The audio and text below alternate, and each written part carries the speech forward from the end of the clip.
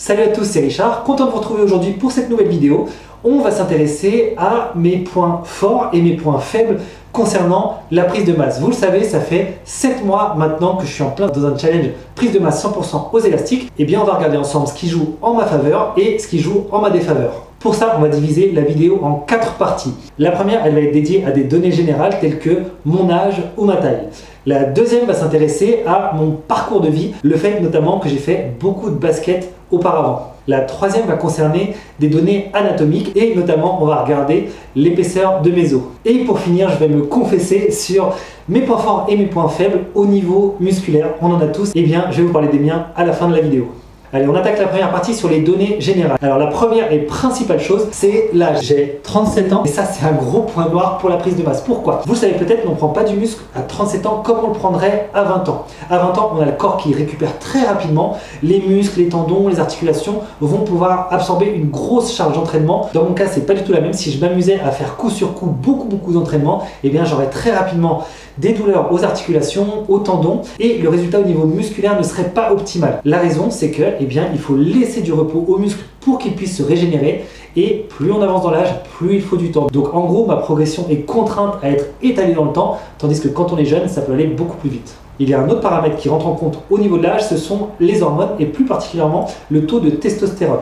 Là encore, quand on est jeune, on a généralement un taux de testostérone qui est vraiment optimal. Plus on avance dans l'âge, je vous le donne en mille, plus il décroît. Et la testostérone, c'est une des hormones qui va être cruciale pour le gain de masse musculaire. Deuxième chose, un petit peu moins importante, mais qui compte quand même, c'est la taille. Ce qui se dit généralement, c'est que plus on est grand, plus on va mettre du temps à se remplir de muscles. Moi, personnellement, je fais 1m83. Ça ne sera pas exactement la même chose que si je faisais 1m75 ou 1m70. Mais à nouveau, c'est un facteur que je considère comme secondaire. Enfin, la troisième chose, vous le savez, je ne recours à aucun produit dopant. Et évidemment, ça prend beaucoup plus de temps de prendre de la masse de façon naturelle que lorsqu'on est sous cure.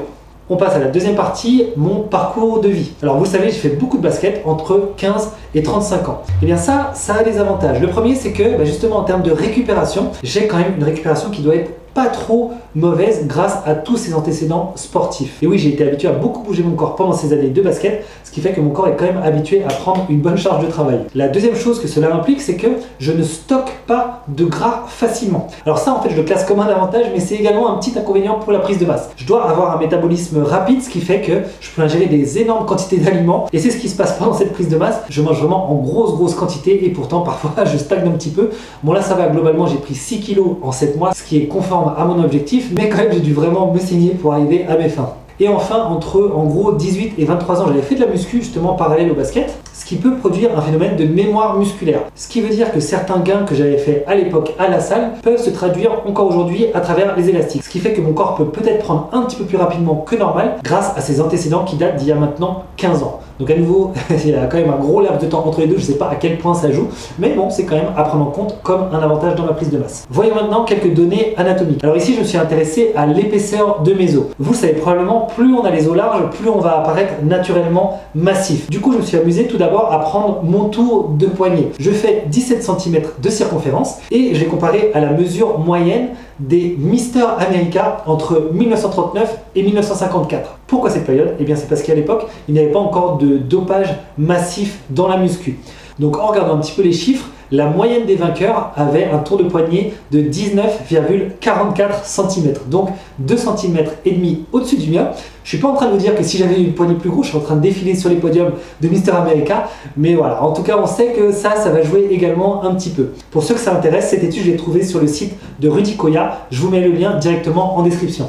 On passe à notre quatrième et dernière partie sur les déséquilibres musculaires. Lorsqu'on a un point fort, et on en a tous, ça peut impacter la progression sur d'autres muscles. Je vous explique. Un premier cas de figure, c'est lorsqu'on a un deltoïde antérieur fort, ce qui peut amener à avoir un point plus faible sur les pectoraux.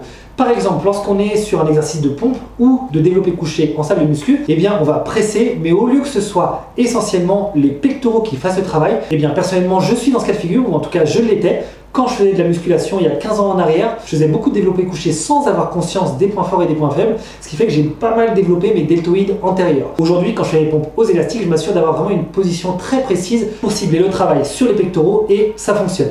Un deuxième cas de figure, c'est lorsqu'on a des muscles antagonistes qui n'ont pas le même rythme de progression. Par exemple, si vous avez un point fort au niveau des biceps, ce qui n'est pas mon cas, vous pourriez prendre du retard au niveau des triceps qu'il faut arriver à compenser avec un entraînement adapté. Dans mon cas, eh bien, en fait, c'est l'inverse, j'ai un point fort au niveau des triceps, eh bien, j'essaye de rééquilibrer les choses en surcompensant au niveau des biceps.